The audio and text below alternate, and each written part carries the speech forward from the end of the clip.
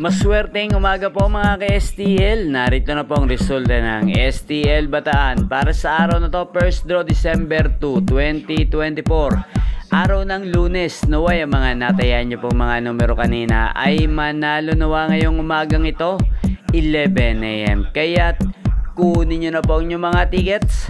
Narito na po ang resulta.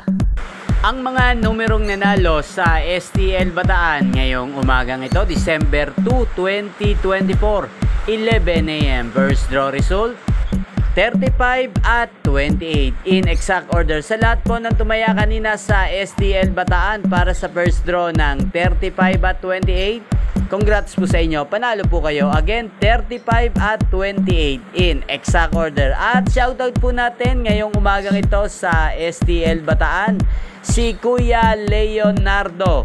Kuya Leonardo ng Bataan, shoutout po sa iyo. Naway manalo na po ang mga tinataya mong mga numero sa Bataan.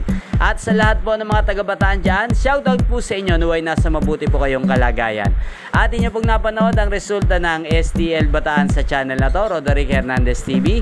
Maraming salamat po sa patuloy niyo pong panonood at pagsuporta sa aking channel. Huwag pong kalimutang mag-subscribe. Thank you for watching. Magkita-kita pong muli tayo mamayang alas 4 ng hapon dito po sa channel na to. Thank you for watching.